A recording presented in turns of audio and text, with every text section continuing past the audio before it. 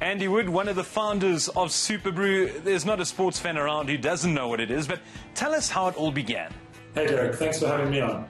It began actually on this, a sheet of paper that was stuck on a fridge in Wimbledon where I lived with a couple of housemates. We played a Super 12 prediction game back in the day.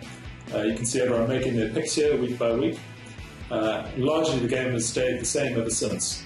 After it came off the fridge, it became a hobby, a website that I ran with a few friends, and then a startup business, and has grown from there into the brand you know and love today. Well, it's progressed from those humble beginnings to what we have now, which it really has taken the world by storm in terms of sporting predictions. But how many players do you have around the world? So we're now up to 1,072,000 players, which is bigger than the entire population of the South Island of New Zealand, excluding the sheep, of course. And 60% of those are South African. So if you're out there in South Africa, thank you very much for playing. It's a real honor too. The people play, of course, and they also form groups, some as small as 2, others big as thousands. I myself am included in the Legends group, which includes yourself. A lot of famous names featured in there? Yeah, so we found that over the years we'd suddenly spot a famous rugby name playing in the pool with family or friends.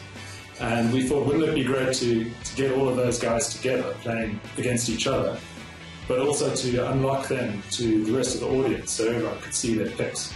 And you could, for example, then be watching a Waratahs game, listening to Phil Kearns on commentary, knowing that he's picked the Tars by 7, and then listen out for the sound of his disappointment in his voice as their score accelerates away and loses his margin point. Right, Andy, let's go to matters on the pitch now. 13 rounds done and dusted. We head into round 14, slowly towards the business end of the competition. Can you give us some insight as to what yourself and maybe some of the legends have picked for the weekend's games? Sure. So first up, we've got Hurricanes versus Highlanders, which is a repeat of last year's final, up at the Cape Town in Wellington. This is a pretty tough call. I'm going to go Highlanders by 9.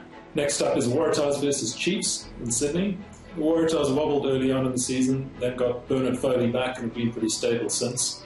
But as Mertens was telling me on WhatsApp last week, their backline's a bit dented without Kurtley Beale, and the Chiefs have been going really strongly. So Chiefs by 10 for that one. Next is the Kings versus the Jaguares. So between them, these two teams have played 22 games and won 3. So this is a massive opportunity for one of them to really improve that winning record. I'm going Jaguares by 35. Blues versus Crusaders. The Blues have impressed at times this season, for me most notably through the sheer scale of Rennie Ranger's thighs, which you should try to get a look at. But I can't see the Blues are becoming a Crusaders outfit that may not be as flashy as old, but as hardworking as anything, and just keeps on winning. So it's Crusaders by 13 for me. Brumbies versus Sunwolves. So the poor old Sunwolves keep on travelling. This time they're going down to the capital, and they're going to play beneath the eternal, everlasting gaze of the Gregan Larkham stand. I'm backing the Brums to get into the 20s and going Brumbies by 25. Then we return to the Republic for Stormers versus Cheetahs at Newlands. The Cheetahs can be a banana peel team, but I don't see that Stormers outfit going down to them. They're pretty solid and there's a lot of talent there. So Stormers by 9 in Cape Town. Then up to the Highveld for what is probably the game of the week in terms of outcome of the conferences. The Bulls versus Lions at Loftus. The 2 African conferences are now tighter than a Springbok front row sitting in economy class. There is no room to move. Loftus is a tough place to play.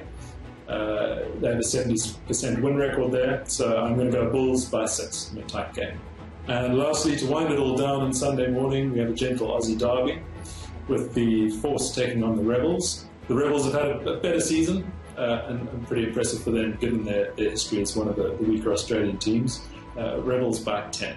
Andy, best of luck in round 14, and we'll see you soon. Thank you very much, Derek. Cheers.